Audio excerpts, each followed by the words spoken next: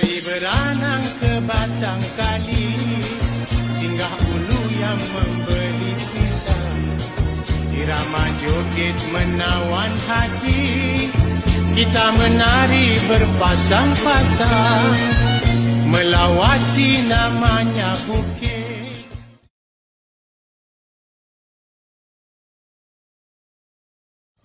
Assalamualaikum, selamat pagi buat semua penonton Facebook di seluruh Malaysia. Okey, selamat sekali lagi bersama dengan saya Pak Wan dalam segmen Tazkirah MMCP. Alright, untuk pagi ini kita bersiaran langsung di Rumah Selangor, di salah satu rumah yang ada di dalam mini Malaysia. Kita ada 13 buah negeri di dalam mini Malaysia, dan ini adalah salah satu rumah yang nombor 5 daripada 13 buah negeri yang kita ada dekat sini. Right, sebelum kita mulakan tazkirah kita pagi ini, saya minta anda untuk sama-sama share Facebook anda di Facebook masing-masing, dan like dan komen dalam Facebook daripada anda lah. Right, sebelum saya teruskan lagi, saya nak bacalah sedikit orang kata biodata, okay, ustaz yang kita jemput untuk pagi ini. Alright, merupakan seorang penceramah bebas, penceramah dan mutawif ibadah haji dan umrah, serta pesara peguam syari'i negeri Melaka. Beliau pernah juga menyampaikan ceramah melalui live di Facebook dan di akaun YouTube beliau. Saya pun baru tahu hari ini yang ustaz ni ada akaun YouTube ustaz ni sendiri. Jadi bersama dengan kita pagi ni iaitu Ustaz Haji Cik Zamzam bin Cik Man. Assalamualaikum Ustaz. Waalaikumsalam warahmatullahi wabarakatuh. Alhamdulillah, syukur. Okey, untuk maklumat anda, right, tajuk kita untuk pagi ni, tazkirah kita pagi ni, iaitu kelemahan-kelemahan yang ada pada manusia. Jadi untuk anda untuk share bersama-sama dengan kami, jadi jangan lepaskan peluang ni. Jadi bersama-sama menonton live Facebook Mini Malaysia untuk kita bersama-sama mendengar dan perbincangkan topik kita, kelemahan-kelemahan yang ada pada manusia. Okey, baik Ustaz, boleh Ustaz teruskan berkongsi dengan kita pagi ni lah. Apa yang dimaksudkan dengan kelemahan-kelemahan yang ada pada manusia. Assalamualaikum warahmatullahi wabarakatuh. Waalaikumsalam. Alhamdulillah, alhamdulillahi rabbil alamin, wa bihi nasta'in. Ashhadu an la ilaha illallah wahdahu la syarikalah, wa ashhadu anna Muhammadan abduhu wa rasuluhu, amma ba'd. Alhamdulillah, terima kasih kepada Pak Wan kita selaku pengacara pada pagi ini untuk program tazkirah di Mini Malaysia. Alhamdulillah, dapat kita bersama-sama berkongsi ilmu pada pagi Jumaat yang barakah ini.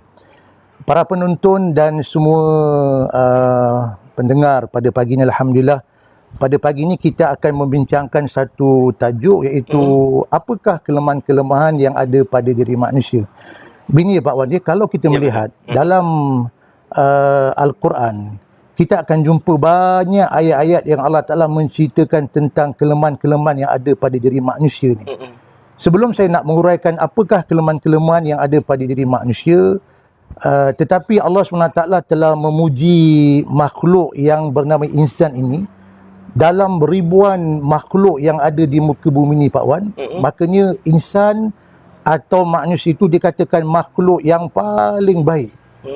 Seperti mana Allah Ta'ala berfirman, saya kira ayat yang ataupun surah At-Tin yang kita selalu baca, ya, Pak Wan juga hafal insya-Allah, dan semua penonton saya kira hafal ayat tersebut, di mana Allah SWT berfirman, Allah puji manusia ni, kata Allah, dan Allah Ta'ala bersumpah sebanyak 4 kali, ya, Wat-Tin, Waz-Zaitun, Wa-Turi Sinin, wa hadzal baladil amin, laqad khalaqnal insana fi ahsani taqwim.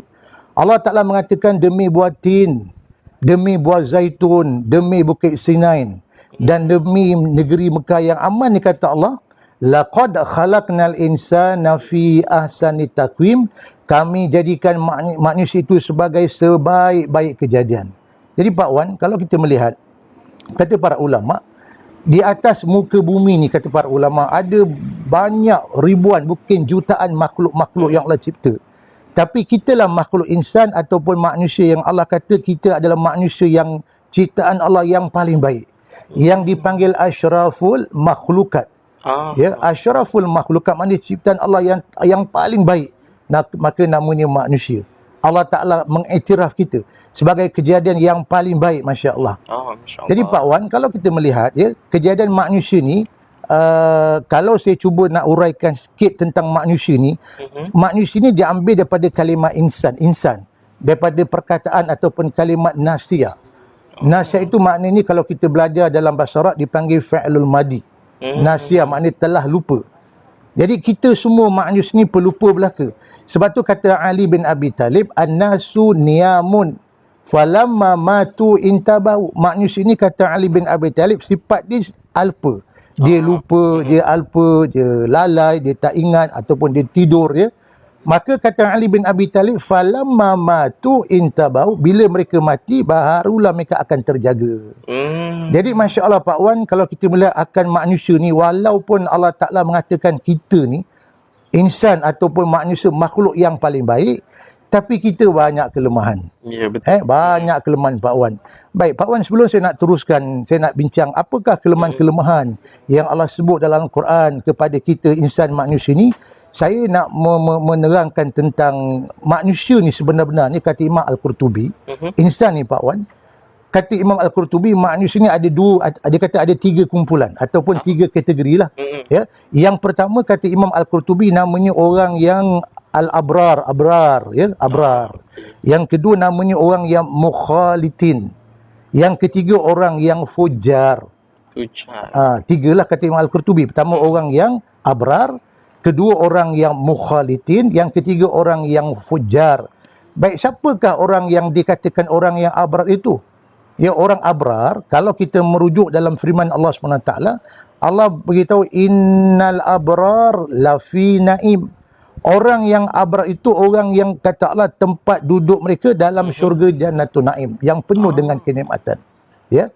Orang abrar ni kata Imam Al-Qurtubi, orang yang dikatakan dia ni sifat dia atau ciri-ciri dia, orang abrar orang yang soleh. Dia orang yang soleh, orang yang bertakwa, orang yang sentiasa taat kepada perintah-perintah Allah SWT ya. Orang abrar ni kata para ulama, kata Imam Al-Qurtubi, dia buat semua perkara yang baik-baik. Semua perkara yang Allah Ta'ala fardukan maka mereka akan lakukan. Allah Ta'ala perintah dia semayang, dia semayang. Allah Ta'ala perintah dia berpuasa, dia berpuasa. Allah Ta'ala perintah dia bayar zakat, maka dia bayar zakat. Dia tak pernah jadi orang yang ingkar. Dia tak pernah buat maksiat, maknanya dia tak buat kemungkaran, dia tak langgar hukum Tuhan. Dia tak dia tak berzina, dia tak berjudi, dia tak makan harta riba ya. Dia tak makan harta batil, dia tak mumpat orang. Maknanya orang abar ni orang yang baik, dia orang yang soleh. Dia sentiasa taat perintah Allah. Di samping itu kata para ulama Pak Wan, orang abrar ni sifat mereka ialah di samping dia melakukan perkara yang Allah Ta'ala fardukan, dia juga menambah lagi yang sunat-sunat. Ya, okay. Contohnya Pak Wan gini, dia dah semayang fardu, dia tambah lagi semayang sunat. Dia dah puasa fardu, dia tambah lagi puasa sunat. Dia dah bayar zakat, duit ada lebih lagi melimpah ruah. Makanya dia keluar lagi sedekah, masya-Allah. Dia dah pergi haji dah. Dah pergi haji Pak Wan. Kemudian tu dia ada lagi kelebihan. Dia pergi buat umrah sunat. Ya. Dan dia ada satu orang isteri, ada lagi kelebihan. Ya, tambah lagi seorang Pak Wan. Ini saya kira idaman pada semua orang lelaki-lelaki lah kalau ada kemampuan, ya. Jadi Pak Wan, orang yang kata Imam Al-Qurtubi, orang abrar ni sifat mereka ialah dia ni sentiasa buat kebaikan. Dia buat yang fardu-fardu, apa yang Allah Ta'ala perintahkan, maka itulah yang dia buat. Kemudian dia tambah lagi perkara-perkara yang sunat. Mereka tidak buat perkara-perkara yang makruh. Jangan kata tak buat yang haram, yang makruh pun mereka tak buat. Ya, contohnya dia tak makan harta yang batil ya. Benda tu semua haram belaka. Harta yang syubhat pun dia tak makan, dia tak ambil. Pasal dia bimbang takut dia terjebak kepada perkara yang haram. Ini sifat-sifat orang yang pertama Pak Wan yang dipanggil orang yang abrar. Orang yang soleh, orang yang sentiasa melakukan perkara yang baik. Baik. Kemudian yang kedua, siapa pula orang yang mukhalitin ni Pak Wan? Orang yang mukhalitin, ya, pendengar-pendengar semua, penonton pada pagi ni insya-Allah, saya nak terangkan kategori orang yang kedua yang mukhalitin, kata Imam Al-Qurtubi lah, orang ni dia mencampur adukkan. Dia mencampur adukkan antara perkara yang baik dengan perkara yang jahat. Maknanya Pak Wan, dia yang baik pun dia buat, yang jahat juga dia buat. Semayang kuat, tengok wayang pun kuat juga. Baca Quran kuat, mengumpat boleh tahan. Berzikir, masya-Allah, pagi petang berzikir, ngantar orang pun boleh tahan juga. Ya, maknanya orang yang mukhalitin ni, kata Imam Al-Qurtubi, dia ni orang yang mencampur adukkan. Di antara perkara yang baik dengan perkara yang jahat. Kadang-kadang di Pak Wan, orang mukhalitin ialah dia perkara yang makruh, perkara haram dia tak buat. Tapi yang makruh dia buat. Contohnya dia kata, Ustaz, saya ni saya tak isap pun, tak isap dadah, ya. Tapi rokok saya isap. Kan, saya tak isap dadah tapi rokok saya isap. Sebab kita di negara kita ramai mengatakan yang rokok tu adalah makruh. Ya, berbeza dengan pandangan atau negara Arab, mereka kata rokok tu adalah haram. Tapi saya nak beritahu orang yang mukhalitin ni, mereka ni iaitu orang yang duduk je buat, Pak Wan. Perkara yang baik pun dia buat, perkara yang jahat pun dia buat. Ya, makna dia mencampur adukkan.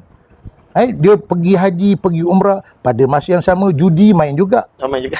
Masya Allah, ya. Dia pergi haji, pergi umrah, tapi pada masa sama rasuah pun ambil juga. Maknanya orang ni dia campur aduk. Kadang-kadang baca Quran siang malam tapi mengumpat pun kuat juga, Pak Wan. Ya, ngata orang pun boleh tahan juga. Ini yang dinamakan al-mukhalitin, kata Imam Al-Qurtubi, orang yang duduk di tengah-tengah ni. Baik, itu yang kedua lah, Pak Wan. Okey, yang ketiga. Siapa yang ketiga ni? Yang ketiga lah orang yang dikatakan orang yang fujar. Al-fujar. Quran kata, wa innal fujar lafi jahim.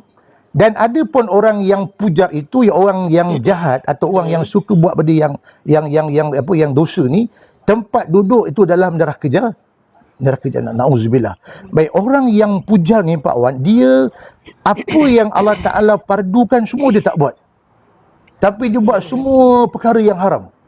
Ya, contohnya Allah Ta'ala pardukan suruh dia semayang, maknanya dia tak semayang. Allah Ta'ala suruh bernikah, dia pergi berzina, dia pergi berkhalwat. Allah Ta'ala suruh dia bayar zakat, keluar zakat, dia pergi makan harta batil, dia makan riba, makan harta judi, makan harta yang haram, contoh harta rasuah. Ya, maknanya orang yang pujar ni, Pak Wan, dia tak buat semua perkara-perkara yang disuruh Allah, tapi dia buat semua benda-benda yang haram. Yang makruh pun dia buat, yang haram pun dia buat juga. Jadi Pak Wan, Masya Allah, ya.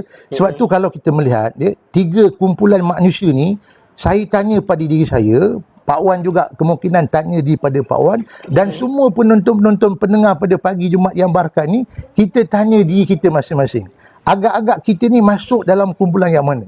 Kumpulan yang mana? Sama ada kita ni, Pak Wan, masuk kategori orang yang al-abrar, ya, ataupun orang yang mukhalitin, ataupun orang yang fujar.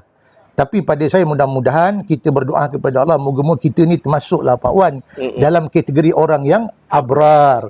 Cuma kita bimbang takut kalau kita termasuk dalam kumpulan orang yang kedua tadi tu. Namanya mukhalitin. Mencampur adukkan antara perkara yang baik dengan perkara yang jahat. Terlebih-lebih yang kita takut bimbang, Pak Wan, kalau kita ni termasuk dalam yang ketiga tadi. Betul. Yang ketiga dia siapa, Pak Wan? Orang yang pujar. Orang yang pujar ni semua buat jahat belaka. Ya, dia buat jahat, dia buat dosa, tapi yang baik dia tak buat. Ya, dia buat semua yang haram-haram, yang fardu-fardu maka dia tak buat. Inilah tiga kategori manusia kata Imam Al-Qurtubi. Pak Wan, ya. Saya cuba nak ringkaslah.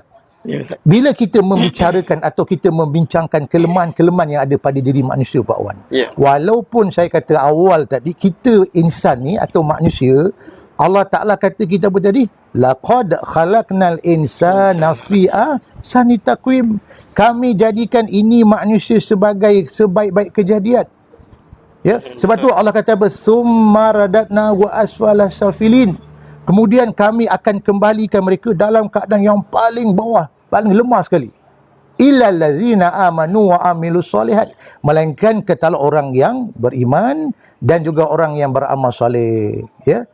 Jadi Pak Wan, saya kiralah kalau kita nak bincangkan kelemahan kita semua ni, Masya Allah, banyak, Pak Wan. Banyak kelemahan kita. Walaupun kita nampak kita gagah, kita hebat, ya, kelulusan kita tinggi.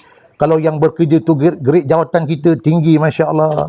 Tapi sebenarnya kalau kita nak muhasabah, kita nak bincangkan kelemahan-kelemahan yang ada pada diri kita cukup banyak, Pak Wan. Ya? Baik antaranya lah.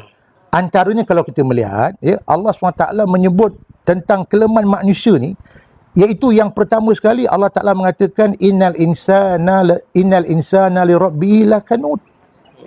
Ya, yang pertama Allah sebut innal insana li rabbihi lakanut, kata Allah. Sekali-kali manusia ni, Pak Wan, kata Allah, perangai je, kata orang kita PA lah, atau Tabiat. Fi'ilnya atau tabiat ni kata Allah manusia punya pegangan ialah lakanut. Lakanut itu mana orang tu engkar. Ataupun dalam bahasa kita kampung kata degil. Degil. Degil, tak dengar cakap kan. Benda yang disuruh itu dia tak buat. Perkara yang disuruh buat maka itu yang dia buat. Maknanya dia orang yang lawan arus. Degil. Pak Wan, contoh je Pak Wan, kita je Pak Wan. Kalau contohlah kita ni, kalau kita ada anak Pak Wan, kan, kita nak suruh anak kita lelaki panjat pokok. Kan, dia panjat pokok, bapak kata turun kamu, turun mat. Tu mak apa dia kata? Nantilah ya, dia tak turun kan. Apa nak suruh dia turun? Naik lagi, naik tinggi, baru dia turun kan. Kita suruh dia turun, naik lagi tinggi. Kita kata naik lagi tinggi, panjat, dia turun. Maknanya orang yang lakanut ni Pak Wan, sifat dia lawan arus. Degil. Macam contoh anak kita kan bergilik dandut kan. Betul. Siapa Pak Wan dandut yang paling terkenal kan ni? Sekarang ni kalau dia bergilik sakan sampai 360 darjah kan. Kalau dulu kau tahu saya, itulah yang jadi Indonesia lah, Inul lah, kan? Inul. Kalau dia bergilik, mak kata berhenti kamu, berhenti, jangan gilik. Lagi dia gilik. Apa nak kata? Gilik lagi, tambah lagi, maka dia berhenti. Betul. Jadi mana sifat manusia ni dia lakanut, dia lawan arus. Ya, macam orang perempuan Pak Wan, orang perempuan kalau mati suami kan, dia akan berkabung lama. Dia tak boleh keluar rumah sesuka hati, dia menangis, dia bengkak mata. Kadang-kadang dia pergi ziarah kubur. Orang kata sudahlah tu Kak Jah, baliklah tu ya. Suami dah meninggal tu, tak mau balik je. Cuba kata duduklah Kak Jah, balik dia. Balik dia pasal sifat manusia tu lawan arus. Quran kata lakanut. Lakanut, dia degil ataupun dia lawan arus, dia engkar Allah Taala. Yang kita suruh buat tu, itulah dia tak nak buat. Macam anak kita Pak Wan, kita dia belajar, dia tak nak belajar, dia main gadget, main handphone kan. Pasal dia lawan arus. Sebab tu saya pernah lah sekali Pak Wan, saya minta maaf lah, contoh, saya bagi contoh, mungkin contoh ni kasar lah, tapi untuk contoh kiasan lah. Kalau kita tengok binatang apa tu, khinzir. Tak boleh cakap babi ya. Cakap khinzir. Macam orang kata membabi buta, tak mau sebut membabi buta, membabi khinzir. Ya, marah babi kan.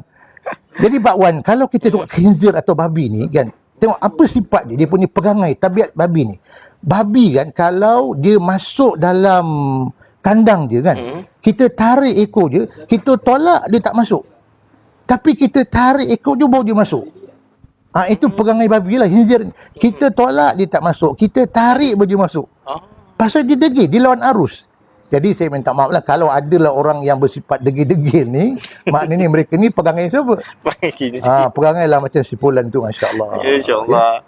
Okey Ustaz, sebelum kita teruskan lagi kita punya tazkirah pagi ni, alright, kita nak rehat dulu sebentar. Selepas ni kita akan sambung untuk anda. Alright. Kita akan balik selepas ni. Allahumma inni a'udzu bika minal barasi wal jununi والجذام ومن سيء الأسقام اللهم إني أعوذ بك من البرص والجنون والجذام ومن سيء الأسقام اللهم إني أعوذ بك من البرص والجنون والجذام ومن سيء الأسقام الله على محمد صلى الله عليه وسلم صلى الله على محمد صلى الله عليه وسلم يا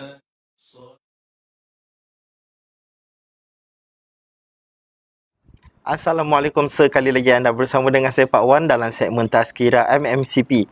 Untuk maklumat anda, pagi ni kami bersiaran langsung di Rumah Selangor, salah satu rumah yang ada di dalam Mini Malaysia ni. Dekat Mini Malaysia ni kita ada 13 buah negeri. Alright, ini adalah salah satu rumah yang kelima di dalam lingkungan 13 buah negeri di dalam Mini Malaysia ni. Jadi saya nak beritahu kat anda, alright, kita ada buat promosi untuk anda. Alright, untuk mereka yang suka bawa family dia berenang-berenang. So selepas PKP ni boleh datang ke Malaysia. Alright, kami ada swimming pool yang mana kita punya promosi untuk dewasa berharga RM8, kanak-kanak berharga RM5. Alright, bagi untuk anda yang suka sukan lasak, yang mana dekat sini Malaysia kita ada ATV, kayak, memanah, dan yang terbaru kami ada wall climbing. Jadi untuk aktiviti-aktiviti ni semua anda perlu booking di talian telefon kami 013-313-8686 untuk booking 3 aktiviti yang kami sediakan: ATV, kayak, memanah, dan yang terbaru adalah wall climbing. Jadi, baik Ustaz, kita ada beberapa soalan kat sini Ustaz. Alright, saya nak tanya, bolehkah Ustaz menceritakan dengan lebih lanjut tentang dalil Al-Quran yang ada menegaskan tentang kelemahan manusia ni Ustaz? Alhamdulillah Pak Wan, terima kasih. Penonton sekalian, Masya Allah Pak Wan, walaupun bila saya terangkan tentang kelemahan manusia, saya pun lemah juga Pak Wan. Walaupun saya duduk dekat dalam negeri Melaka yang bertuah ni dan tak jauh daripada Malaysia, tapi kelemahan saya sendiri pun tak pernah masuk ziarah dalam Malaysia. Saya kira inilah kali pertama saya masuk untuk ziarah rumah-rumah yang Masya Allah yang ada dalam Malaysia ni lah. Jadi benar pendengar sekalian, sahabat-sahabat sekalian, bila kita membincangkan tentang kelemahan manusia, seperti mana yang sejala awal tadi, Masya Allah, Allah Ta'ala terangkan banyak Pak Wan kelemahan-kelemahan kita. Antaranya tadi yang saya sebut, Allah Ta'ala kata apa? Dia kata innal insana lirabbihi lakanut. Manusia ni kata Allah, dia punya sifat atau perangai dia memang degil lah. Degil tu maknanya lawan arus. Baik, saya kadang-kadang bila saya berceramah lah Pak Wan, contohnya saya pernah lah berceramah di JPJ kan. Jadi kadang-kadang pihak JPJ tanya pada saya, Ustaz, macam mana Ustaz kita nak cuba nak mengekang, nak mengurangkan kemalangan yang banyak berlaku sekarang kan. Kita dah buat macam-macam cara lah Ustaz, dia kata. Dah buat signboard gitulah, gini, peraturan pun kemalangan banyak berlaku. Jadi saya kata, Pak Wan, ginilah Tuan, saya kata, saya cadanglah Pak Wan kepada pihak JPJ lah, saya kata gini, cuba kita tukar kaedah kita. Tukar kaedah, contohnya macam, kalau saya kata, manusia ni perangai dia lawan arus Pak Wan. Betul. Allah kata, innal insana lirabbihi lakanut. Manusia tu perangai dia lawan arus, degil. Yang disuruh buat, itulah dia tak buat. Yang jangan buat, itulah dia buat. Itu perangai manusia Pak Wan. Betul. Jadi saya cadangkan kepada pihak JPJ lah, saya kata gini, cuba kita tukar signboard. Macam kita tengok di dekat jalan raya kan, ada signboard contoh dia tulis pelan-pelan 30 km sejam saja. Kan? Bahkan dia letakkan bonggol tu, kanak-kanak sekolah sudah melintas Pak Wan. Cuba saya kata tukarkan signboard, laju-laju 3000 km. Barulah manusia akan pelan. Sebab kalau suruh pelan, dia laju. Suruh laju, dia pelan. Betul Pak Wan kan? Betul. Contohlah Pak Wan, kita pergi ke highway kan, dekat highway kan ada satu signboard, awas ya, anda sedang diperhatikan. Saya kata tukarkan, awas, awak tidak diperhatikan, laju-laju 3000 km. Maka dia akan perlahankan. Pasal itulah sifat manusia, perangai manusia Pak Wan. Mana manusia tu dia punya sifat tu lawan arus. Dia degil, lawan arus. Ini yang pertama lah yang ada pada diri manusia. Allah sebut tentang kelemahan yang ada pada manusia. Baik, itu yang pertama Pak Wan. Yang kedua Pak Wan ialah Allah juga menerangkan tentang kelemahan manusia ni Pak Wan. Kata Allah berfirman, wa kanal insanu ajula. Adalah manusia itu, katalah perangai dia, sifat dia lah kelang kabut. Dia nak cepat. Dia nak cepat je. Kalau contohnya kalau nak makan nak cepat. Ya, kalau nak gaji nak cepat. Bonus nak cepat. Dengar ceramah nak cepat habis. Bila nak habis ustaz ni ceramah ni, bila nak habis kan, itu perangai manusia. Kalau nak tidur nak cepat. Kalau dah kahwin nak anak pun nak cepat juga. Pasal kita ni kata Allah, wa kanal insanu ajula. Manusia ni perangai dia, sikap dia lah nak cepat. Dia tergesa-gesa. Sebab tu Nabi kata apa? Al-ajalatu minasyaitan wa ta'ani minar rahman minallah. Nabi kata sifat tergesa-gesa itu sifat syaitan. Wa ta'ani minallah, ataupun Nabi kata orang yang tenang itu sifat Allah yang Maha Rahman. Tapi tergesa-gesa itu sifat syaitan. Semua nak cepat belaka. Tapi satu Pak Wan, dia nak lambat, mati nak lambat. Mati Mati Tak nak lambat. Pasal Nabi kata dua penyakit umat dia ialah pertama cinta dunia, yang kedua takut Takut mati. Tak ada orang Pak Wan yang nak cepat mati. Ya, saya pun sama sangat. Pak Wan pun kalau orang tanya Pak Wan nak mati besok tak mungkin kita Pak Wan ya. Ya betul. Jadi inilah kelemahan manusia, kata Allah, wa kanal insanu ajula. Manusia ni semua tergesa-gesa belaka, kelang kabut. Ya, itu yang kedua Pak Wan. Baik. Yang ketiga Pak Wan, kalau kita merujuk juga dalam firman Allah SWT, Allah sebut apa lagi kelemahan manusia, kata Allah, wa kanal insanu qatura. Manusia ni kata Allah perangai kedekut, bakhil. Kedekut, ya. Sampaikan Piramli sebut Haji bakhil. Haji kedekut. Kan, kalau kita nak bagi sedekah pun Pak Wan, contohnya, katalah contoh dalam poket kita ada duit kan, ada 100, ada RM50, ada RM10, ada RM5, ada RM1, ada 50 sen. Tiba-tiba datang orang minta zakah, tuan, minta zakah sikit tuan, lama tak makan ni. Agak-agak Pak Wan pula yang mana? Ambil yang mana agaknya? Ambil yang 100 ke, 50 ke, 10 ke, RM5 ke, RM1.50 sen. Kalau Pak Wan lah. Kalau saya kebiasaan yang saya buat, biasa saya akan bagi RM10 lah. Kenapa kita tak ambil 100 Pak Wan? Mungkin Masa kita tak rasakan ada. galak kan. Kadang-kadang dah tertarik 100, Allah, galak pula 100 ni kan. Pasal kita ni jadi orang yang kedekut, bakhil. Allah sebut anfiku mimma razaqnakum. Anfiku mimma razaqnakum, kata Allah, nafkahkan apa yang telah kami berikan kepada kamu Pak Wan. Sebab tu kita ni Pak Wan, kalau kita bagi keluarkan zakat kan, kita bagi sedekah. Saya ingat saya tak pernah dengar orang kata, awak ni kenapa bankrupt? Ni lah Ustaz, saya bankrupt sebab banyak keluar zakat. Awak ni kenapa? Mungkin sebab banyak bagi sedekah. Tak benar berlaku Pak Wan. Bahkan orang yang selalu keluarkan zakat, cukup tahun ni dia keluar zakat, dia ada kelebihan, dia bagi lagi sedekah, rezeki dia, arti dia Allah tambah lagi. Tapi sebab kita ni kedekut, kita bakhil, kedekut kita, Masya Allah. Takut kalau beri nanti, takut arti kita habis. Tak, Allah akan tambah lagi, Masya Allah. Ini kelemahan yang ada pada manusia Pak Wan.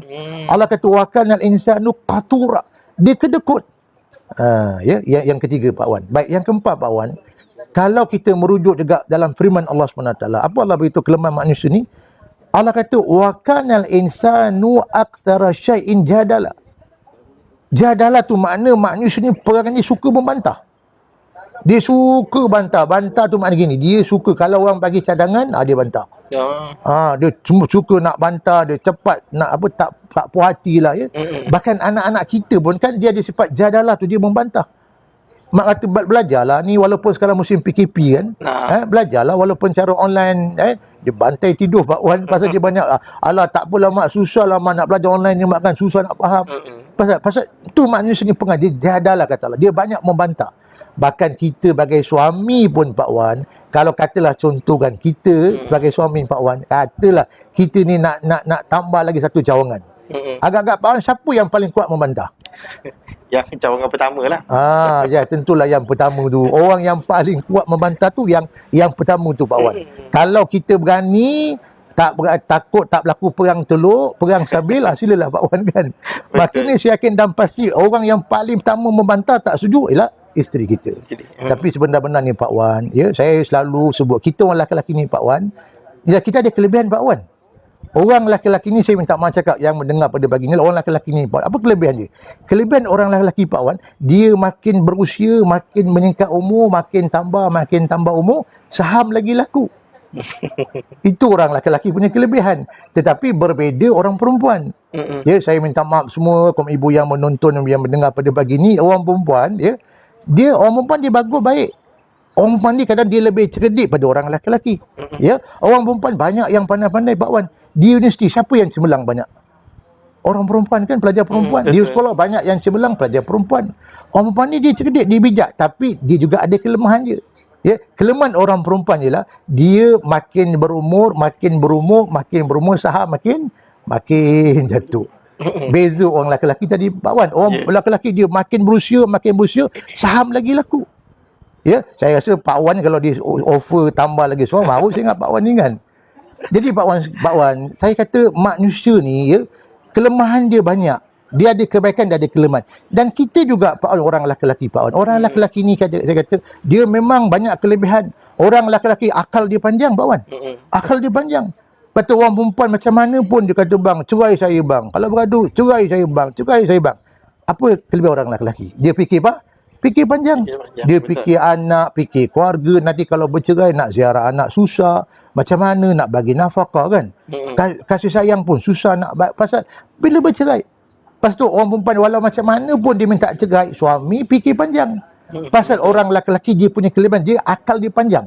Tapi orang lelaki Pak Wan, walaupun akal panjang, tapi dia ada kelemahan je. Kelemahan orang lelaki banyak akal. Orang lelaki walaupun dia panjang akal, tapi banyak akal. Banyak akal. Sana dia kona, situ dia kona. Sana dia kona, situ dia kona. Agak siapa yang banyak kena tipu Pak Wan? Dah tentulah orang perempuan. Yeah. Pasal orang lelaki ni, dia memang akal panjang tapi banyak akal. Sebab tu orang perempuan ni kena ingat, orang perempuan ni dia bagus. Dia dulu dia tak banyak konah-konah. Tapi akal dia kurang sikit berbanding orang lelaki. Sebab tu Pak Wan hikmahnya, kenapa Allah tidak berikan kuasa talak kepada orang perempuan? Pak Wan bayangkan apa jadi Pak Wan kalau kuasa talak tu Allah beri pada orang perempuan. Habislah. Kuasa talak tu pada apa? Kita orang lelaki kan. Apa jadi kalau kuasa talak pada orang perempuan? Teruk kita Pak Wan. Hari-hari duda belaka. Kejap-kejap kena cerai. Kejap-kejap kena cerai. Pergi pas malam, tengok pembalain, bang, cerai talak 2 ke bang? Masya Allah, mati kita Pak Wan. Ya? Hari-hari duda belaka. Ya? Awak lambat balik bang, cerai talak 3. Allahu Akbar. Sebab tu orang lelaki ni Allah bagi dia kuasa talak. Allah tak bagi pada orang perempuan. Ini Pak Wan, kelemahan yang ada pada kita manusia lah. Dan di samping tu juga Pak Wan, ya, kalau kita merujuk kelemahan manusia ni Pak Wan, kata Allah apa? Kalla innal insana la yatgha ar-ra'ahu istaghna. Allah kata sekali-kali manusia ini dia punya perangai melampau dah, melampau batas. Apa sebab?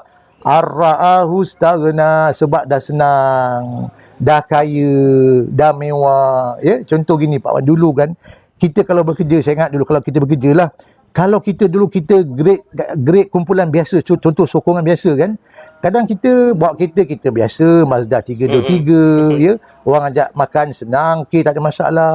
Tapi bila naik grade sikit jadi kanan, ya, naik atas sikit takut pangkat Pak Wan, kadang bila kita dah mula tukar kereta kan, jawatan dah naik tinggi sikit, cakap pun dah berubah dah. Ya, dah lain. Lain cakap Pak Wan, kawan pun dah lain dah kan. Ya. Jadi pasal manusia ni bila dia senang maka dia melampau. Sebab tu Karun kan,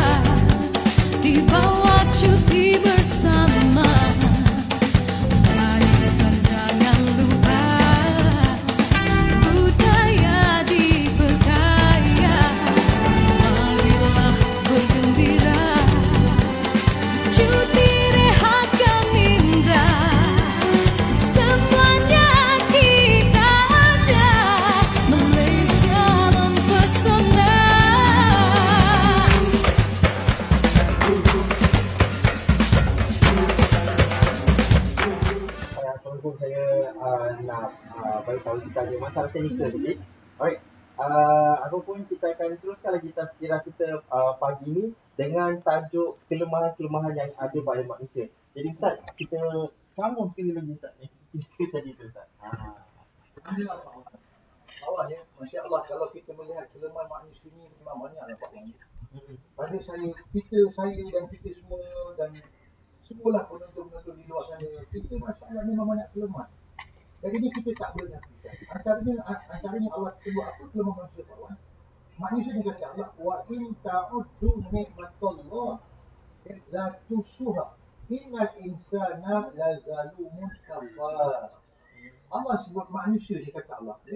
Wa in ta'udu nikmatallah, dan jikalau kamu nak hitung nikmat-nikmat Allah, kata Allah, la tusuha. Kamu tak dapat nak hitung kata Allah. Sebab manusia ni punya pegangan kata Allah, innal insan la zalumun kafar. Mereka ni zalim dan banyak yang kufur nikmat. Kita ni Masya Allah, ni kadang kita kan Allah Ta'ala bagi nikmat banyak. Ya. Tapi kita ni kadang tak pernah syukur kepada Allah. Kita mengkufuri nikmat Allah, Masya Allah. Pak Wan, kalau saya tanya Pak Wan, dalam banyak-banyak nikmat yang Allah Ta'ala anugerahkan kepada kita Pak Wan, agak-agak Pak Wan, apakah nikmat yang Pak Wan rasa yang simple, yang kecil, yang kita rasa kita tak boleh bayar dengan diri Pak Wan? Apa contoh? Nikmat-nikmat yang kecil, benda tu kalau tak ada Pak Wan, Masya Allah, susah kita. Dan kita tak boleh bayar dengan duit. Saya kira ada 3 nikmat Pak Wan. Agak-agak Pak Wan apa nikmat yang Pak Wan dah bulat? Kalau ikut pada saya, nikmat kasih sayang. Kasih sayang Pak Wan. Betul. Sebab kita pun betul lah. kita nak bagi kasih sayang kan betul. Dia kan kalau isteri tak sayang kita. Ya betul. Ya, Kalau anak-anak tak sayang kita. Anak-anak tak sayang pada diri kita. Masya Allah. Kan? Ya, betul. Betul baca kasih sayang tak boleh juga dengan duit. Tapi betul. Pak Wan saya sebut ada 3 nikmat yang simple, yang kecil Pak Wan. Yang saya rasa lah kalau kita tahu semua perkara ni, kita tak boleh bayar dengan duit Pak Wan. Sebab tu Allah kata innal insana la zalumun kafar. Manusia ni kata Allah perangai dia, sifat dia dah zalim dan dia kufur nikmat Pak Wan. Baik, contoh 3 itu Pak Wan. Satu nikmat makan. Nikmat makan. Pak Wan kan, kita ni kalau kita badan sihat kan, kita orang letak apa pun kita boleh makan. Tapi kalau dah badan tak sihat, dah sakit Pak Wan kan, duit banyak macam mana pun kita tak boleh makan.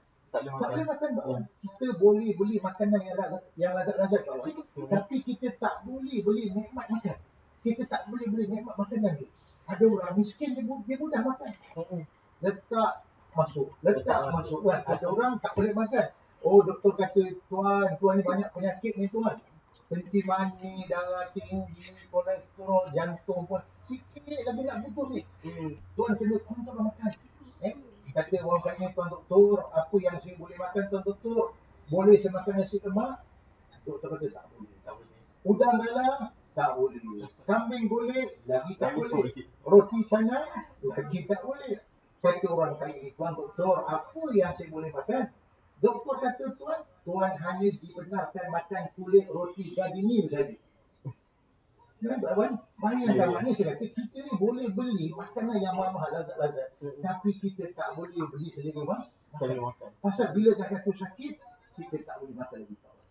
Itu yang pertama Pak Wan. Baik, kedua Pak Wan, kita ni boleh hiaskan bilik tidur kita canggih-canggih dengan aircon, tilam tebal dan MC Pak Wan.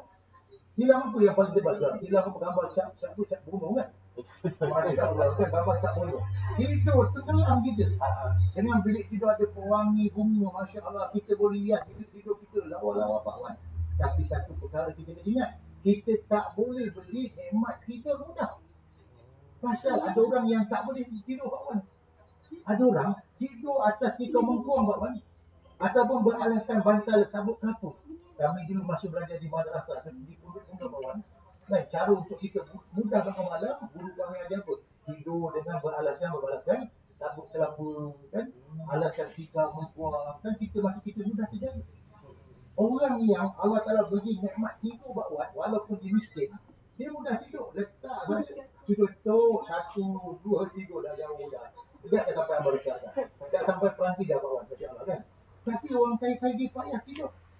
Susah nak tidur. Boleh sana, boleh sini. Pasal rumah harta banyak. Sebab tu saya kata kita boleh hiaskan bilik tidur kita canggih-canggih. Beli tilam yang mahal, tapi kita tak boleh beli nikmat tidur dengan mudah. Kerana ada orang yang tak boleh tidur, Pak Wan. Ada orang dapat nikmat tidur boleh-boleh, Pak Wan. Dia dapat nikmat tidur boleh-boleh. Kadang-kadang tengah baca surat khabar terlelap. Kadang-kadang dengar dalam toilet, Pak Wan, boleh terlelap. Kadang-kadang tengah tengok TV pun terlelap. Kadang-kadang dalam ceramah pun terlelap. Pasal kita ni nikmat tidur boleh-boleh. Itu yang saya kata namanya nikmat yang Allah berikan kepada kita. Kita boleh beli atau hias bilik tidur lawa-lawa, tapi kita tak boleh beli nikmat tidur dengan mudah. Pak Wan, ketiga Pak Wan, ya, kita ni boleh hiaskan toilet kita canggih-canggih, Pak Wan, tapi kita tak boleh beli nikmat buang air kecil dengan mudah. Pasal ada orang yang tak boleh buang air kecil.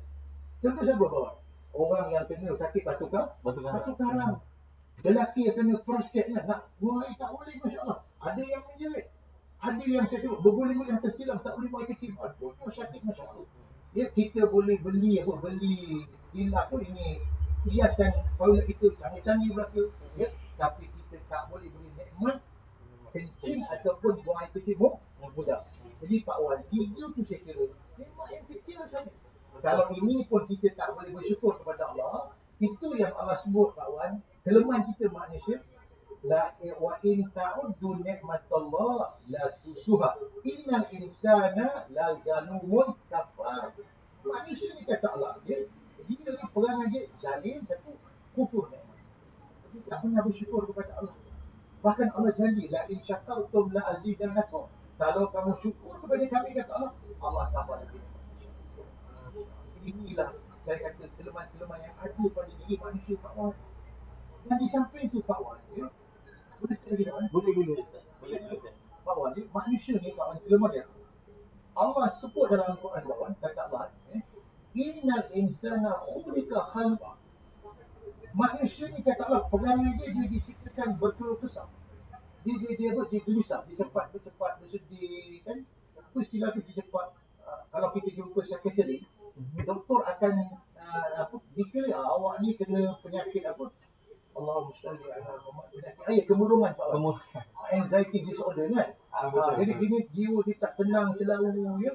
Dia gelisah, dia tak boleh nak makan, tak boleh nak tidur. Kalau kita jumpa sekretari, doktor akan rawat kita jadi orang yang penyakit kemurungan. Ya. Baik, Allah sebut dalam Quran, manusia ni punya kelemahan. Innal insana khuliqa halu'a. Perangai manusia ni dia cepat, gelisah, keluh kesah. Tapi Allah kata, idza masau syarru jazua wa idza masau khairu man'a. Bila mereka ni dapat kesusahan, maka mereka macam dia berkeluh kesah lah. Dia macam bersedih, kan, keluh kesah, kata Allah. Tapi Allah kata, idza masau khairu man'a. Kalau mereka dapat kebaikan, dapat nikmat, maka mereka lebur. Ilal musallin, melainkan orang yang sembahyang, kata Allah. Jadi Pak Wan, manusia ni kena perangai, kita ni memang cepat gelisah, keluh kesah, tak tenteram, dia tak tenang, pantang dengar suami kita nak nikah lagi seorang, kan? Mulalah kita dah stres dah. Kadang baru dengar orang cakap saja, ya. Kaum ibu saya pesan kepada kaum ibu yang semula yang menonton pada pagi ni, supaya kita ni jangan cepat jadi gabra. Kelam kabut tak tentu harga, kan? Kalau katalah ada kawan-kawan dia, aku dengar laki kau nikah lagi. Tak mana tu? Tak Songkla. Dia nikah dekat Naratiwan. Songkla kat mana, Pak Wan? Thailand. Ada pengalaman, Pak Wan. Ya, macam ni pengalaman, Pak Wan, kan? Bila sebut Songkla ni, Pak Wan boleh jawab terus macam Pak Wan, ya? Saya beritahu, kita kalau mendengar katalah orang kabarkan berita-berita buruk tentang suami kita, kan? Kita kan cepat terima, kan? Kelemahan manusia cepat terima. Ya, aku tak sangka rupanya Pak Wan macam tu, rupanya Abang. Kita terus terima. Tak, jangan jadi macam tu. Quran ajar kita, Allah sebut, ya ayyuhallazina amanu in ja'akum fasiqun binaba'in. Allah kata, wahai orang beriman, kalau orang-orang fasik, orang fasik apa, Pak Wan? Orang fasik apa sebab? Orang yang kalau buat dosa, dia buat munkar, dia fasik. Dia banyak langgar hukum Tuhan. Kalau orang fasik ni datang jumpa kita, bawa kabar-kabar berita dari Pak Wan, dia kata, aku dengar suami kau nikah lagi. Kita pun nak buat, Pak Wan. Apa kita nak buat? Allah kata, Jikalau orang fasik bawa khabar berita bina baik, fatabayanu, maka kamu siasat. Siasat. Kita ni punya kelemahan, terus terima. Terima ia je. Aku tak sangka lah. Dan akhirnya kata aku, bila balik suami kita putus terkejar. Abang, betul kau nikah lagi bang? Tak. Sama kata tidak. Awak jangan bohong macam merang bang. Amai cakap ni. Sebab tu orang umpan, saya nak beritahu kalau kita dengar berita-berita demikian, nanti dulu. Quran kata siasat dulu. Siasat dulu, selidik. Tanya suami. Bang, I nak tanya lah bang. Awak cakap jujur pada kata ni bang. Awak ikhlas cakap. Betul ke awak nikah lagi bang? Betul, abang nak nikah. Abang dah ternikah katanya. Orang perempuan, kalau suami kata dia dah ternikah, apa kita nak buat? Kita dah siasat dah. Dia dah betul terang. Dia jujur cakap. Suami kita kata betul, abang dah nikah dah. Dengan siapa bang? Dengan kawan awak juga. Oh, lagi bertiga hati orang perempuan ni. Ya? Tapi dia dah siasat. Dan suami dah cakap jujur. Ya? Apa kamu ibu nak buat? Nak pegang teluk? Tak boleh. Nak lepuk suami? Tak boleh. Tak nikah lah dia depan kita dah. Cuma saya kandanglah pada orang perempuan yang mendengar pada pagi ni ya. Di sudut undang-undang lah Pak Wan ni. Saya dulu berkhidmat dengan pihak kerajaan sebagai lama lah. Saya bertugas lama di Mahkamah Syariah ya. Saya pernah bertugas di Jabatan Malaysia Penata Badan Pendawaan. Saya pernah bertugas di Jabatan Penata dan saya Pak Wan mau ditugaskan kami Jawatan Pengawasan Syariah untuk duduk di Mahkamah Syariah. Antaranya yang kaum ibu ramai tak tahu ya. Kalau sekiranya orang lelaki ni, Pak Wan, dia kalau dia nak poligami, nak tambah lagi seorang di segi undang-undang, dia mesti buat permohonan Pak Wan. Dia kena pergi mahkamah syariah, buat permohonan untuk poligami, mahkamah yang akan meluluskan boleh atau tak boleh ya. Tapi kaum ibu sebesar ya, supaya kita kena tahu ni, kalau suami kita dia nikah lagi seorang tanpa kebenaran undang-undang, maka apa yang patut dia buat? Hak dia lah. Dia boleh buat pengaduan di pejabat agama, iaitu suami dia bernikah lagi seorang tanpa kebenaran. Dan suami yang bernikah tanpa kebenaran ni Pak Wan, untuk makluman semula yang mendengar pada pagi ni, kalau suami dia menikah lagi seorang tanpa kebenaran, kebenaran siapa Pak Wan? Kebenaran Mahkamah Syariah. Bila mahkamah dah bagi perintah, dia layak untuk berpoligami, baru dia boleh menikah. Tapi kalau mahkamah tak pernah bagi perintah, dia boleh berpoligami, maka isteri boleh buat pengaduan, dia boleh dituduh di atas kesalahan berpoligami tanpa kebenaran. Tanpa kebenaran. Ya. Okey. Ustaz, sebelum kita sambung lagi, kita bincang sekali, kita nak rehat sekejap. Right? Selepas ni kita akan jumpa selepas ni lagi.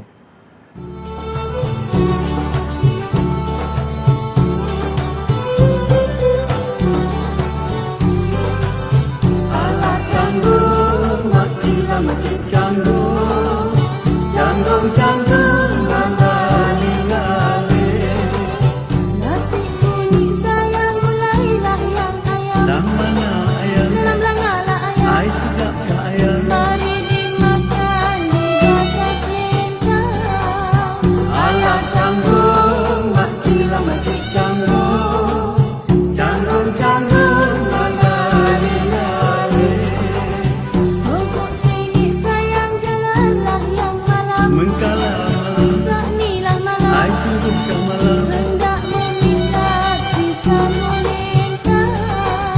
Allah canggung, makcilah makcik canggung.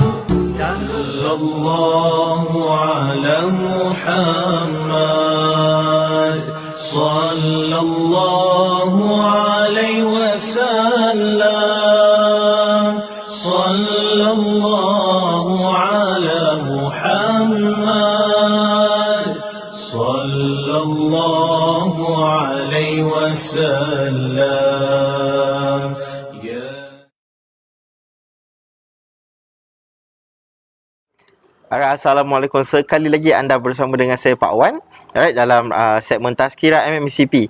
Alright, untuk maklumat anda, saya nak beritahu anda dekat dalam sekarang ni kita bersiaran langsung di salah satu rumah yang ada dekat dalam Mini Malaysia ni. Alright, dekat Mini Malaysia ni kita ada 13 buah negeri, jadi ini salah satu rumah yang kelima di Mini Malaysia ni, iaitu Rumah Selangor. Okey, untuk anda dekat Mini Malaysia ni kita ada package yang menarik untuk anda. Kita ada sewaan bilik kaca, anda boleh buat sambutan hari lahir, boleh buat makan malam atau majlis yang high tea pun boleh juga. Dan kita ada dome stay dan juga kita ada sewaan pentas. Okey, untuk anda kita ada pentas teja yang mana kita ada persembahan kebudayaan oleh artis Tari Mini Malaysia. Alright, persembahan kebudayaan setiap hari Minggu dan cuti sekolah. Waktu persembahan pukul 11 pagi, 2:30 petang dan pukul 4 petang.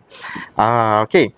Jadi kita teruskan dengan kita punya tazkirah pagi ni dengan Ustaz Hazi Cik Zamzam bin Cik Man. Okey, sekali lagi. Alright, kita ada soalan Facebook Ustaz. Daripada soalannya, jika suami nak kahwin satu lagi, wajib ke minta kebenaran isteri? Wah, masya-Allah. Ada yang berminat ni. Alhamdulillah Pak Wan. Ini soalan cepuma ni Pak Wan ya. Apa soalan ni? Kalau suami dah bernikah satu lagi wajib ke minta kebenaran daripada isteri. Saya yakin ni soalan tu yang tanya dah tentulah orang perempuan lah. Oh lelaki. Masya-Allah. Baik. Saya dah sebut tadi Pak Wan, yelah kalau kita nak cerita kebenaran berpoligami ni, orang lelaki sukalah tajuk ni lah. Kan? Pak Wan pun suka ya. Orang lelaki pun suka, masya-Allah. Baik. Dulu kita selalu dengar, kalau nak nikah lagi seorang, isteri kedua, ketiga, mesti nak minta setujuan isteri, nak dapat tanda tangan. Tapi yang sebenar-benarnya untuk malaman semula, kepada yang bertanya, ya, kepada semua para pendengar pada pagi ni, di negeri kita ni lah, khusus di Melaka, bahkan di Malaysia, ya. Saya cerita di sudut undang-undang, ya, di sudut undang. Sebenarnya kalau kita nak bercadang, nak bernikah lagi seorang, ya, nak tambah yang kedua, yang ketiga, yang keempat. Baik, kalau kita merujuk dalam Al-Quran, Allah berfirman, "Fankihu ma taba lakum minan nisa, masna wa sulasa wa ruba, fa in khiftum alla ta'dilu fawahidah," kata Allah. Allah kata, "Fankihu ma taba lakum minan nisa." Kahwinlah kamu, nikahlah kamu dengan perempuan-perempuan yang baik bagi kamu, kata Allah. 2 boleh, 3 boleh, 4 boleh, kata Allah. Tapi Allah kata, kalaulah kamu takut, itu. Ya, ini orang lelaki banyak ayat tak boleh baca ni. Kalau kamu takut, kamu tidak dapat berlaku adil, Allah kata, fawahidah. Cukuplah seorang. Yang seorang tu pun kita bagi nafkah pun kelang kabut. Yang seorang itu pun kita tak adil kat dia. Ya? Macam mana nak tambah yang kedua, yang ketiga, yang keempat. Melainkan kata para ulama, perintah boleh nikah lagi seorang itu merupakan perintah harus. Dia bukan wajib, dia bukan sunat. Kalau katalah perintah wajib, ramai lelaki-lelaki ni wajib bernikah lagi satu ni Pak Wan. Kalau tak tambah lagi seorang, dosa kita Pak Wan. Ya, ataupun dia perintah sunat. Kalau sunat tambah lagi dapat pahala. Tak, dia perintah harus. Bagi siapa kata Quran, orang yang ada kemampuan. Kalau dia tak ada kemampuan, fawahidah. Allah kata seorang je lah. Itu di segi hukum syarak, maknanya kalau dia ada kemampuan lah. Tapi saya nak terangkan, di negeri kita, bahkan di negara kita di Malaysia Pak Wan, di segi undang-undang, dalam elemen keluarga Islam di negeri Melaka Pak Wan, tahun 2002, mana-mana orang lelaki-lelaki, kalau dia nak berpoligami, dia mesti dapat kebenaran daripada siapa? Bukan isteri. Daripada kebenaran itu dia kena buat permohonan di mahkamah syariah berhampiran dengan negeri dia. Maknanya kalau dia tinggal dekat negeri Melaka, di mana tempatnya Pak Wan? Di Mahkamah Tinggi Syariah Negeri Melaka. Dia kena buat permohonan, namanya permohonan berpoligami. Maka mahkamah akan bicaralah. Mahkamah akan panggil pemohon. Siapa pemohon? Suami. Ya. Dan mahkamah juga akan panggil pihak kedua ni. Siapa dia? Isteri yang sedia ada. Dan juga bakal isteri. Dan juga ini bakal wali kepada bakal isteri yang kedua tu. Isteri yang pertama pun dipanggil, bakal isteri dipanggil, bakal wali pun juga dipanggil Pak Wan. Ya. Jadi mahkamah akan bicarakan sama ada orang lelaki-lelaki ni bila dia buat permohonan untuk berpoligami, sama ada dia layak ataupun tidak layak pada segi syarak atau undang-undang, walaupun katalah Pak Wan isteri dia tak benarkan. Isteri dia menjerit, berguling-guling kat pasir. Meraung, tak benarkan suami. Siap ugut lagi suami. Bang, kalau awak nikah lagi, sekerat awak malam ni bang. Suami tidur malam ikat kain ketat-ketat lagi Pak Wan. Takut kena kerat nanti. Ya. Tapi kalau mahkamah bicarakan, kalau mahkamah tengok suami tu ada kemampuan. Kemampuan di segi syarak pun dia memenuhi. Kemampuan di segi undang-undang pun dia layak. Maka mahkamah akan benarkan. Walaupun isteri tidak setuju. Sebab kebenaran itu bukan tertakluk pada isteri. Dengan kebenaran perintah mahkamah.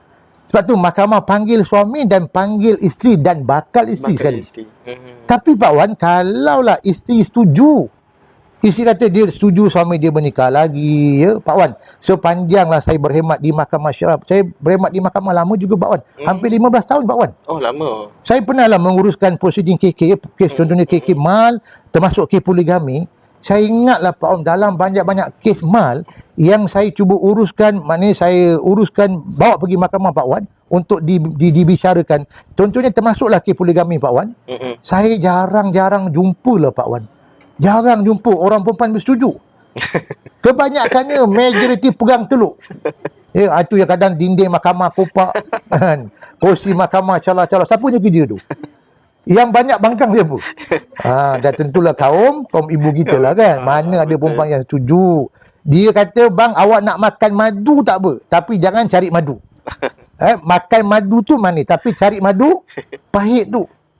Ya, jadi Pak Wan, kalau katalah sekiranya mahkamah bicarakan dan mahkamah tengok suami tu layak berpoligami, segi kemampuan dia, segi syarat dia memenuhi, segi undang-undang pun dia layak juga, masya-Allah Pak Wan, walaupun isteri tak bersetuju, walaupun isteri menjerit, ya, mahkamah akan luluskan.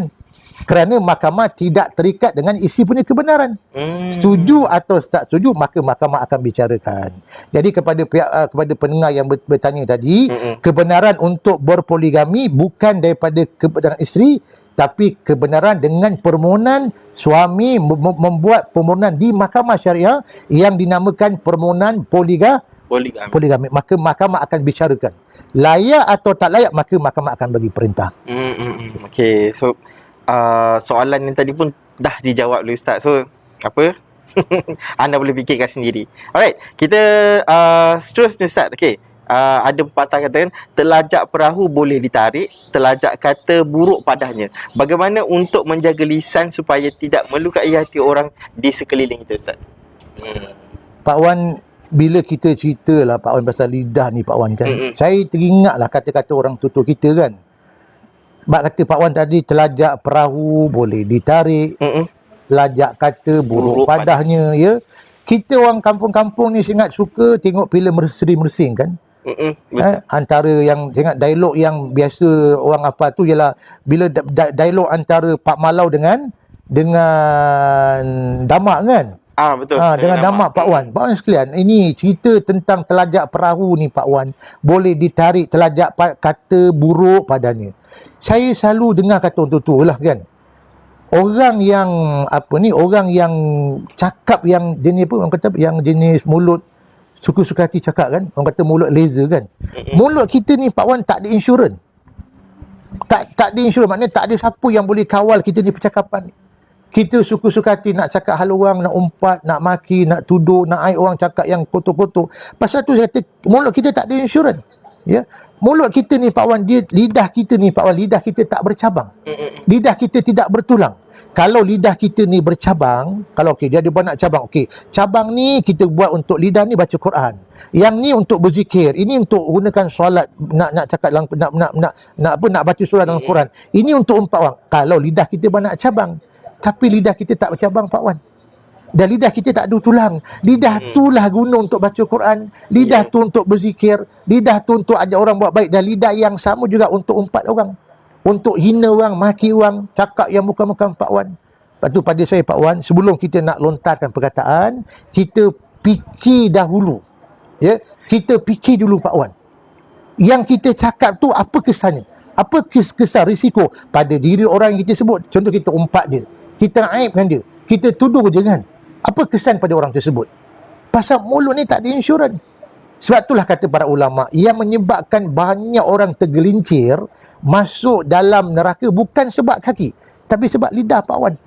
Lidah tidak bertulang, lidah tu tidak bercabang.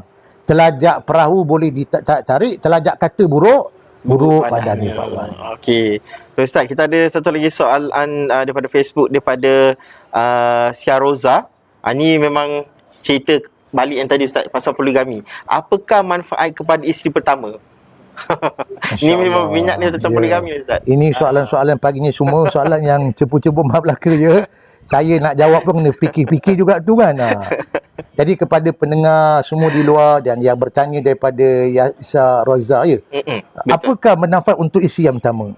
Baik, sebenarnya Pak Wan, bila saya kata seseorang lelaki itu kalau dia berhajat untuk nak menambah lagi cawangan, cawangan tu maknanya dia nak berpoligami, iaitu permohonan tu mesti dibuat di mana? Di mahkamah Mahkamah syariah. Dia kena buat permohonan, maka mahkamah akan bicarakan, ya, sama ada layak atau tak layak. Selepas mahkamah dah bicarakan dengan keterangan pihak pemohon, dipanggil isteri sedia ada, contoh dia ada isteri yang pertama, isteri yang kedua, isteri ketiga kan, makanya dia nak nikah yang keempat, mahkamah akan panggil ketiga-tiga isteri Pak Wan. Ataupun katalah dia ada isteri yang pertama, dia nak tambah kedua, mahkamah akan panggil isteri yang pertama tu, maka mahkamah akan panggil isteri yang pertama untuk dia mendengar permohonan suami tu, yang suami dia nak berpoligami, nak tambah lagi seorang. Soal dia setuju tak setuju, mahkamah akan bicaralah. Tapi manfaat untuk isteri yang pertama, itu pasal orang perempuan, kalau mahkamah panggil dia hadir ke mahkamah untuk dengar permohonan suami tu, dia kena datanglah. Jangan dia tidak hadir, sebab di situ mahkamah akan keluarkan perintah. Baik, contohnya Pak, katalah mahkamah membenarkan untuk dia boleh poligami, dia layak untuk berpoligami Pak Wan, makanya mahkamah akan terangkan, ya, untuk isteri yang pertama, okey, berapa nafkah untuk diri dia, berapa nafkah untuk anak-anaknya, ya. Dan sebelum mahkamah nak benarkan suami tu boleh berpoligami Pak Wan, mahkamah juga akan minta atau arahkan suami ni kena buat declaration. Apa tu declare? Declaration peristiharan. Pengisytiharan. Mahkamah minta suami isytiharkan harta sepencarian bersama dengan isteri yang pertama tu. Kerana kemungkinan isteri yang pertama tu hidup lama dengan suami dia. Ada yang dah tinggal 10 tahun, 20 tahun, ada yang 30 tahun, masya-Allah. Maka mahkamah akan arahkan minta suami buat pengisytiharan harta sepencarian untuk manfaat isteri yang pertama tu. Kalau tak, rugilah isteri Pak Wan. Tiba-tiba suami nikah isteri yang kedua kan, katalah contohnya berlaku cerai atau cerai mati Pak Wan kan, isteri yang pertama tu ada hak dia. Ya, sebelum nak dibahagikan contoh harta pusaka kan, dia boleh tuntut dulu hak atas pencarian daripada harta pusaka si mati suami itu, sebab dia hidup lebih lama dengan suami daripada isteri yang kedua tadi tu. Itu makna orang perempuan kena tahu manfaat kebaikan dia bila dia hadir ke mahkamah mendengar permohonan suami itu. Bahkan Pak Wan, bukan hanya mahkamah minta suami declare atas pencarian, ya, dia kena bayar nafkah untuk isteri yang ada, nafkah anak-anak ni, bahkan mahkamah juga akan keluarkan perintah tempat kediaman tinggal. Untuk isteri yang pertama, di mana kediaman tinggal dia. Untuk bakal isteri, di mana kediaman tinggalnya. Ini manfaat kebaikan isteri pertama lah. Dengan syarat isteri mesti hadir ke mahkamah. Kalau dia tidak hadir ke mahkamah, maka mahkamah akan beranggapan dia tak berminat. Kemungkinan mahkamah akan teruskan perbicaraan tanpa kehadiran pihak isteri. Lalu mahkamah akan keluarkan perintah. Okey. Jadi Ustaz Hafiz dah cerita dekat anda manfaat yang dapat untuk isteri yang pertama ni. Tadi kita dah bercerita pasal poligami ni, kita kembali dengan hujung tajuk tadi, kelemahan tadi. Okey, kita punya soalan Facebook daripada Salahuddin Nazri. Dia tanyakan, adakah terdapat kelemahan pada para rasul, Ustaz? Alhamdulillah Pak Wan, kepada yang bertanya daripada Cik Salahuddin Nazri, ya. Apakah terdapat atau ada kelemahan pada para rasul? Pak Wan, kita mesti tahu para rasul ni dia manusia ke malaikat? Rasul kan, para rasul, nabi yang Allah utuskan dekat muka bumi ni, dia ni daripada golongan malaikat ke atau manusia? Dia adalah golongan daripada manusia macam kita Pak Wan, ya. Dan satu perkara yang kita mesti ingat, iaitu rasul ni dia maksum. Dia maksum, ya. Baik, contohnya Pak Wan, kalau orang tanya kita apa sifat-sifat rasul, sifat nabi lah. Pertama, nabi bersifat siddiq, ya. Dia amanah, dia tabligh, dia menyampaikan, dia fatana, dia bijaksana, dia cerdik dan bijaksana, dan dia amanah, dia jujur. Nabi ni, rasul, dia maksum. Allah Ta'ala pelihara dia. Allah Ta'ala pelihara dia daripada dia melakukan perbuatan dosa. Tapi Pak Wan, sebagai nabi atau rasul, oleh kerana dia daripada jenis manusia, kita manusia ada kelemahan, ya. Makanya para rasul dan juga para nabi juga ada kelemahan sebagai manusia biasa. Tapi kita tak boleh kata nabi atau rasul tu buat dosa. Baik, contoh Pak Wan, macam Nabi Adam kan, saya banyak juga dengar orang kata Nabi Adam dia buat dosa. Maha suci Allah, Nabi Adam ni tuan-tuan, dia nabi rasul, dia maksum. Nabi Allah Ta'ala piara dia daripada dia buat dosa. Cuma Nabi ni dia sebagai manusia biasa dia tersilap. Bila Allah kata wala taqrabu hazi syajarah, jangan kamu hampir ini pokok. Maknanya dalam syurga tu tuan-tuan, banyak pokok-pokok yang Nabi Adam boleh mendekati. Tapi kata Tuhan, yang satu pokok ni jangan mendekati. Satu pokok ni saja. Makanya oleh kerana Rasul Nabi tu dia bersifat manusia macam kita Pak Wan, dia ada kelemahan, dia ada kelupaan kan, maka manusia buat kesilapan, Rasul buat kesilapan, kelemahan. Ya, kelemahan-kelemahan tu yang orang kata secara naluri semula jadi ada pada diri manusia. Cuma saya tekan balik, Nabi dia maksum. Rasul dia maksum, Allah Ta'ala piara dia. Dia tak buat dosa. Dosa dia tak buat. Jadi tak boleh kita kata, contoh orang kata Nabi Adam buat dosa. Nabi Adam dia bukan berdosa. Dia tersilap. Dia termakan buah yang dilarang atas kelemahan ataupun kelupaan yang ada pada diri manusia Pak Wan. Wallahualam. Wallahualam. Okey, baiklah. Untuk anda, kita pun dah memberi jawapan yang ditanya oleh penonton kita tadi. Okey, daripada kita punya tazkirah pagi tadi, saya nak minta Ustaz berikan kita kesimpulan lah daripada tajuk kita daripada pagi tadi, tazkirah kita, kelemahan yang ada pada manusia ni Ustaz. Kesimpulan cuma sekali. Alhamdulillah Pak Wan, kepada semua pendengar, penonton ya pada pagi Jumaat yang barakah ni, yang berada di luar yang saya kira menonton pada pagi ni, insya-Allah. Daripada apa yang telah saya terangkan ya, uraikan tentang kelemahan-kelemahan manusia ni Pak Wan ya, walaupun Allah mengiktiraf kita ni makhluk yang terbaik Pak Wan, asyraful makhlukat, tetapi kita banyak kelemahan ya. Saya yakin dan pasti saya juga ada kelemahan ya, Pak Wan juga ada kelemahan, dan semua pendengar-pendengar penonton pada pagi ni, kita sebagai manusia biasa ada kelemahan, tapi kita sebagai manusia biasa Allah beri kita akal. Akal maknanya kita ni Pak Wan, kita tak macam binatang. Ya, kita tak macam kambing, kita tak macam lembu. Mereka ni iaitu haiwan, dia ada otak tapi tidak ada akal. Kita manusia Pak Wan ada otak dan ada akal. Macam contoh kambing Pak Wan, walaupun kambing contoh dia ni tak ada otak, dia tak ada akal, tapi dia ada otak. Tapi otak kambing orang boleh makan. Tapi kita manusia yang dipanggil haiwan nautik, manusia ni, al-insan ni, dia ni Pak Wan, dia ada otak, dia ada akal. Tapi orang tak makan otak manusia. Kita tak pernah dengar orang makan otak manusia. Tapi manusia Allah anugerahkan ada akal. Akal kita inilah yang boleh kita buat pilihan untuk kita membezakan ya perkara mana yang halal, yang mana yang haram, yang mana kita boleh buat, yang mana kita tak boleh buat ya, yang mana kita boleh ambil, mana kita tak boleh ambil, yang mana kita boleh makan, mana kita tak boleh makan. Pasal kita ada otak dan kita boleh buat pilihan untuk berubah jadi orang yang baik atau orang yang tak baik, macam jadi orang yang abrar kan, orang yang fujar, orang yang mukhalitin. Baik, siapa yang pilih Pak Wan? Yang pilih kita. Kita yang pilih untuk jadi orang yang abrar. Kita yang pilih untuk jadi orang yang mukhalitin, dan kita juga yang pilih untuk jadi orang yang fujar. Lalu orang kata, Ustaz, saya ni apa nak jadi Ustaz, apa nak buat, dah Allah jadikan saya orang yang apa, orang yang suka mencuri. Mencurilah saya. Tak. Allah beri kita pilihan. Kerana kita ada akal. Kita manusia ada akal. Allah beri kita akal untuk kita buat pilihan. Untuk jadi orang baik ataupun jadi orang yang jahat. Untuk beriman atau tidak beriman, untuk berubah ataupun kita tak nak berubah Pak Wan. Ya? Okey. Wallahualam Pak Wan. Baik Ustaz, kita ada soalan terakhir. Kita dah habis pun ada soalan lagi Ustaz. Soalannya, adakah sebarang amalan yang digalakkan bagi mereka yang mempunyai kelemahan? Pak Wan ni, kalau kita nak jawab soalan ni, adakah sebarang apa-apa amalan kan? Sebab tu saya ingat ya, ayat yang Allah sebut wa khuliqal insanu dha'ifa. Allah jadikan manusia dia bersifat dia daif. Apa tu daif? Lemah. Kita manusia ni lemah. Kata Imam Ibn Qayyim rahimahullah Pak Wan, manusia yang lemah ini dia kata, satu lemah pada segi rohani, yang kedua lemah pada segi fizikal jasmani. Kan? Okey, contoh ni lemah pada segi rohani. Contoh lemah iman ya, lemah keyakinan. Kadang-kadang nak semayang lemah kan, nak baca Quran lemah, nak bangun tahajud lemah Pak Wan. Terkejut kuat. Tapi nak bangun tahajud memang payah. Kelemahan kita, iman kita lemah kan. Jadi orang yang iman lemah, dari segi rohani iman dia lemah, maka iman tu perlu diperbaiki. Caranya dia perlu bermujahadah. Dia kena usaha untuk baiki iman dia. Dia kena banyak cakap kebesaran Allah, ingat Allah Ta'ala. Contohlah. Itu maknanya kalau dia nak cuba nak memperbaiki kelemahan yang ada pada segi rohaninya. Contoh ingatan dia lemah, dia susah nak baca Quran kan, hafal. Kita kan lemah Pak Wan kan, apa dapat ujung pangkal lesap, dapat pangkal tengah lesap, ada masa lesap semua sekali belaka. Ya, makanya kalau otak kita lemah, kita nak mudah menghafal, maka adalah perkara-perkara, contohnya ulama ajar kita banyakkan berdoa kan.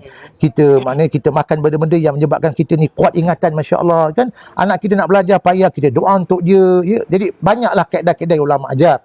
Antara ni kita banyak doa, minta Allah kuatkan ingatan kita, ya, daripada segi rohani lah. Tapi kalau daripada segi jasmani, fizikal, contohnya badan kita lemah kan, badan lemah. Orang yang tak ada kekuatan nak bangun, dia nak bangun tak mampu.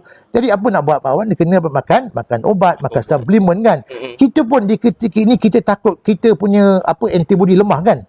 Orang suruh kita makan vitamin C, makan suplemen untuk kita nak kuatkan badan kita, antibody kita. Jadi pada saya, satu kelemahan di sudut rohani, kedua di sudut jasmani. Baik, kalau kelemahan pada segi rohani tu, contohnya suami kita ni degil orangnya. Ya, anak kita degil kan. Maka adalah yang ulama ajar kita banyak baca surah Al-Nafsyurah, ya. Kita banyak baca ayat yang lembutkan hati, kita doa. Dan ada juga yang kata bangun pagi pergi tiup ubun anak-anak kita tu kan. Ya, baca ayat qul in kuntum tuhibbunallah fattabi'uni, ya. Ayat tu orang kata, ayat tu ayat pengasih. Dia bukan ayat pengasih Pak Wan. Ayat tu Allah kata, qul in kuntum tuhibbunallah fattabi'uni. Wahai Muhammad, cakaplah kepada umat kamu, kalaulah kamu nak Allah kasihkan kamu, ikut aku, ikut Rasulullah. Maka ada yang kata, ni contohlah, ada yang katalah, dia kata pagi-pagi bangun atau tengah malam suami tengah tidur atau anak tidur Pak Wan, kalau anak kita degil, tak dengar cakap, suami kita degil, dia kata tiup ubun perlahan, sambil baca qul in kuntum tuhibbunallah fattabi'uni. Bila sebut fattabi'uni, tiup perlahan, ya. Tu bomo. Kan terkejut pula suami, apa tiup malam-malam ni kan. Itu amalan lah, orang ada orang alim ajar, tapi dia bukan hujah, ya. Itu amalan yang diajar lah. Mungkin mujarab, mungkin juga tidak mujarab. Siapa nak tahu mujarab, boleh latih malam ni lah. Tapi saya kadang kalau nak tiup, kalau isteri nak tiup suami tu, syarat suami dah tidur. Jangan suami tak tidur pergi tiup. Ini bomo mana pula malam-malam ni, masya-Allah kan. Masya-Allah, kalau nak bincang amalan banyaklah tuan-tuan sekalian. Dan mudah kita amalkan insya-Allah. Wallahualam. Insya-Allah. Okey. Sebelum kita habiskan tazkirah kita pagi ni, saya nak minta ustaz untuk berikan kita sedikit doa lah untuk memberi kesejahteraan kita untuk rakyat kita lah. Bismillahirrahmanirrahim. Alhamdulillahirabbil alamin. Salatu wassalamu ala Rasulillah wa ala alihi wa ashabi ajmain. Ya Allah, ya Rahman, ya Rahim, ya Tuhan kami, Kaulah Tuhan yang Maha Pengasih, Pemurah, Penyayang, Pengampun, ya Allah. Pada pagi Jumaat, hari yang penuh dengan barakah ini, kami menandatangan berdoa kepada-Mu, ya Allah. Mudah-mudahan Kau pandanglah kami dengan penuh rahmat-Mu. Pandanglah kami dengan penuh rasa kasih sayang-Mu, ya Allah. Ya Tuhan kami, jadikan kami orang-orang yang berbahagia dalam dunia yang sementara ini, ya Allah. Terlebih-lebih lagi bahagia di alam akhirat yang kekal abadi. Ya Tuhan kami, jadikan kami orang-orang yang sentiasa taat pada perintah-Mu, ya Allah. Jadikan kami orang-orang yang beriman, orang-orang yang bertakwa, orang-orang yang abrar, orang-orang yang beristiqamah untuk mengamalkan segala perintah-perintah-Mu, ya Allah. Ya Tuhan kami, jadikan kami orang-orang yang sentiasa bersyukur di atas nikmat yang telah Kau berikan kepada kami, ya Allah. Jangan Kau jadikan kami orang-orang yang kufur pada nikmat-Mu, ya Allah. Ya Tuhan kami, perbaikilah iman kami, perbaikilah amalan kami, ya Allah. Perbaikilah akhlak kami, ya Allah. Ya Tuhan kami, berikanlah kami kekuatan untuk kami sentiasa memperbaiki diri kami, ya Allah, ke arah lebih baik lagi, ya Allah. Ya Tuhan kami, berikan kami kekuatan untuk kami perbaiki akhlak kami, ya Allah. Hiaskan akhlak kami dengan sifat-sifat yang mahmudah, dan jangan jadikan kami orang-orang yang bersifat mazmumah, ya Allah.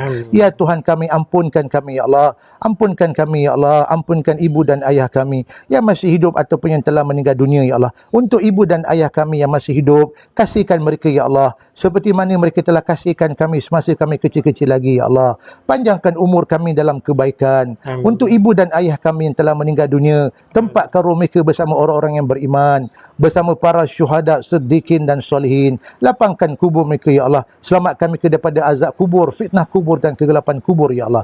Ya Tuhan kami, permintaan yang sama juga kami khususkan. Moga-moga keampunkan dosa anak-anak kami ya Allah. Jadikan anak kami anak yang taat, soleh, beriman, bertakwa. Ampunkan adik-beradik kami, saudara mara kami, jiran-jiran kami, sahabat-sahabat kami, guru-guru kami ya Allah. Ampunkan seluruh kaum muslimin muslimat yang masih hidup ataupun yang telah meninggal dunia. Ampunkan umat Nabi Muhammad sallallahu alaihi wasallam ya Allah. Berikan kerahmatan pada umat Nabi sallallahu alaihi wasallam ya Allah. Ya Tuhan kami, turunkan rahmat berkat di negeri kami, di negara kami ya Allah.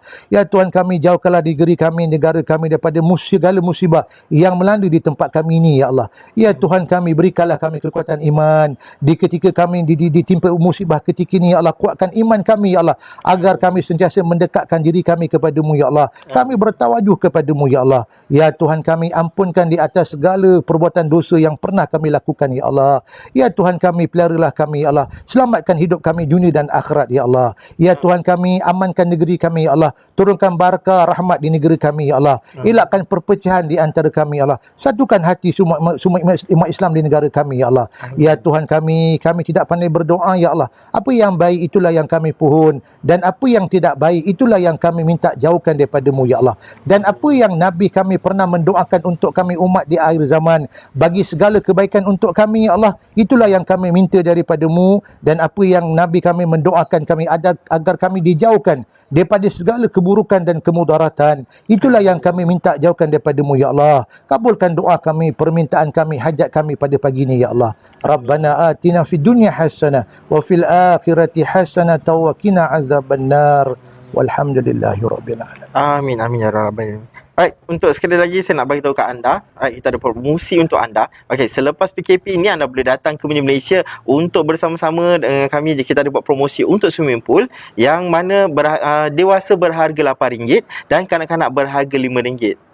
Okey, yang mana untuk anda yang suka aktiviti-aktiviti lasak, bolehlah datang ke Malaysia, yang mana kita ada ATV, kayak memanah, dan yang terbaru adalah wall climbing. Alright, untuk keempat-empat aktiviti ni anda boleh berhubung di nombor telefon 013-313-8686 untuk maklumat lanjut, dan kami akan memberitahu maklumat tentang ATV, kayak memanah dan wall climbing. Dekat Malaysia ni juga kita ada fasiliti seperti kita ada pentas teja, bilik kaca dan domstay. Alright. Untuk anda di pentas teja, kita ada persembahan kebudayaan oleh artis Tari Malaysia pada hujung minggu dan juga setiap hari cuti sekolah dan hujung minggu, yang mana ada 3 kali persembahan, pukul 11, 2.30 dan pukul 4 petang. Jadi untuk anda bolehlah melayari Facebook kami Mini Malaysia and ASEAN Cultural Park, dan juga sosial media kami seperti biasa Mini Malaysia ASEAN. Jadi jangan lupa, anda yang tak ada ke mana-mana tu bolehlah duduk dekat rumah, jangan keluar untuk kita menghindar daripada COVID-19. Jangan lupa amalkan cuci tangan, pakai face mask ataupun face shield seperti saya ni, dan kita elakkan di tempat yang sesak, dan jangan bersentuhan, dan juga jangan sembang dekat. Jadi anda jangan lupa untuk besok kita ada segmen Jom Sihat MMCP bersama dengan Zain Putra pukul 9 pagi. Jadi kita jumpa di minggu hadapan di Tazkirah yang lain juga bersama dengan Pak Wan, Tazkirah MMCP. Assalamualaikum. Mari adik, mari abang, kecil besar tua muda, mari sama kasih sayang, moga hidupkan bahagia.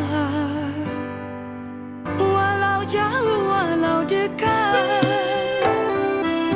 sama-sama muafakat.